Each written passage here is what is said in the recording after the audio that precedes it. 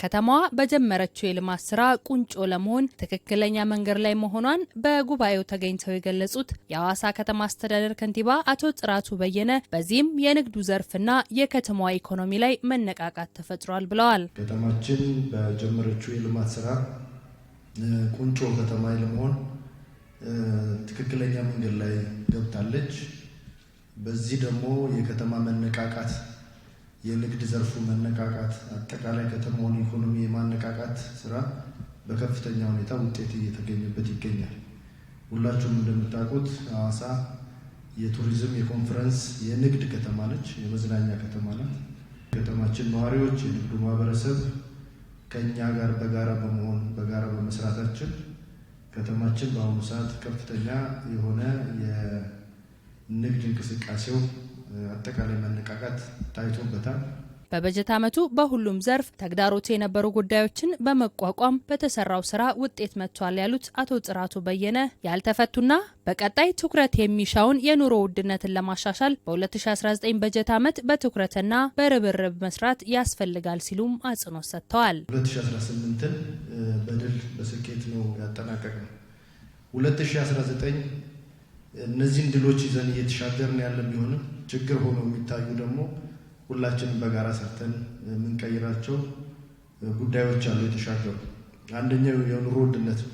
በተለይ ደግሞ ከስግብግብነት በመነሳት ተገቢ ያልሆነ ጭማሪ በማድረግ ህዝባችን ላይ ነዋሪው ላይ እየተፈጠረ ያለው ጫና የ2019 ቁልፍ የጋራ አጀንዳችን ሆኖ በንግዱ ያላችሁ በአመራርነትም በተለያየ ዘርፍ ላይ ያላችሁ አካላት ተጋግዘን መስራት አለብን። ይህን የምናደርገው ሰፊ ምርት ወደ ከተማችን በማስገባት ሰፊ ምርት እንዲመረት ምቹ ሁኔታ በመፍጠር በኢንዱስትሪው በግብርናው የተጀመሩ የምርታማነትን የማሳደግ ስራዎች ተጠናክረው መቀጠል አለባቸው። መምሪያው በበጀት ዓመቱ ባከናወነው ዘርፈ ብዙ ተግባር ውጤት መጥቷል ያሉት ደግሞ የሐዋሳ ከተማ ምክትል ከንቲባና የከተማዋ ንግድና ገበያ ልማት መምሪያ ኃላፊ አቶ አገና ነቶ ለሀገር እድገት ጠንቅ የሆነውን የህገ ወጥ ንግድን የንግዱ ማህበረሰብ ተባባሪ እንዳይሆን ጠይቀዋል። ባለፉት ዓመታት በከተማችን ደረጃ የንግድ ዘርፉን ለማነቃቃት የንግድ እንቅስቃሴ የኢኮኖሚ እድገት እየጎለበተ እንዲሄድ የተለያዩ ለውጦች መሻሻሎች መጥቷል። በ2018 ካጋጠሙን ፈተናዎች አንዱ ህገወጥነት ነው። ህገወጥነት ለሀገር እድገት በጣም ጸር የሆነና ጠንቅ እድገታችንን የሚያቀጭጭ ነው። ለዚህ ለህገወጥ ተግባር ተባባሪ የሚሆን ነጋዴ በቁጥር ጥቂት የሚሆኑ መታረም ያለባቸው ራሳችንን ፈትሸን እንደገና ጉለታችን ማስተካከል ያለብን ነገር ስለሆነ እና መቅረት ያለበት ነገር ነው።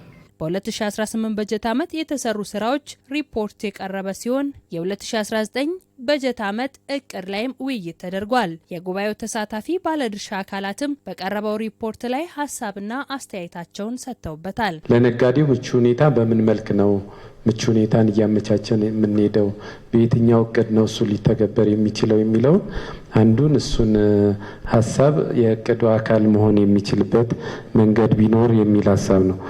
ሌላው ከተማውን እቅድ ውስጥ እነዚህ ሴክተሮች ላይ ብንሰራ የሚል የሱ አይነት እሳቤ እቅዳችን ውስጥ ቢኖር ትኩረት ሰጥቶ እሱ ላይ ብቻ ለመስራት እድል ይፈጥራልና እሱን እንደው የታሳቢ ሁኔታ ቢሆን የሚል ነው።